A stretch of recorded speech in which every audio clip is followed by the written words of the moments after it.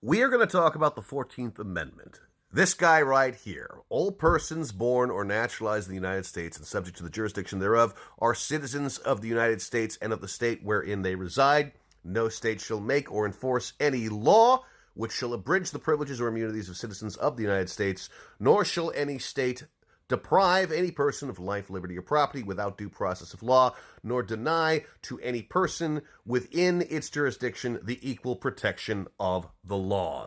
This amendment was adopted on July 9th, 1868. It was a pivotal amendment that was part of Reconstruction. And it was put in there because if the Confederate States wanted to rejoin the Union, they had to sign on to the 14th Amendment. In other words, the states had to accept slaves as citizens. And now we are here in 2024 with Trump threatening mass deportation for people who are born or naturalized here. People who he doesn't like. And Trump cannot do this. In his Meet the Press interview this morning, Donald Trump falsely stated that anyone who sets foot in the States is automatically a citizen. No.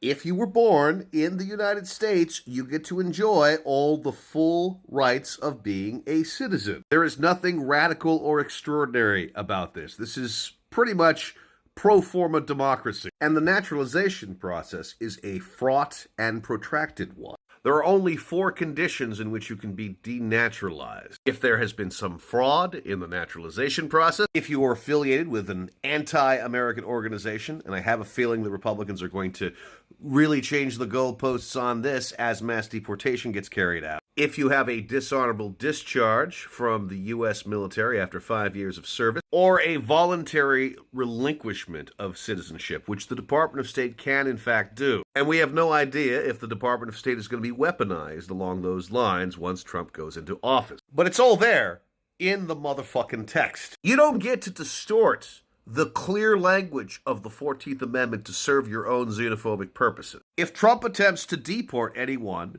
who was born or naturalized here and who has not run afoul of the 4 conditions, well, then his mass deportation plan is going to be tied up in the courts for years. And even if he can come up with another amendment to essentially cancel out the 14th, he's going to need 38 out of 50 states to ratify the amendment. And he did not win 38 states in the 2024 election. But a man who misreads and misconstrues the Constitution is probably not going to give a fuck about what the actual fucking Constitution said. And the question that the Republicans have to answer right now is whether they want someone who does not understand or heed the Constitution as their monarch.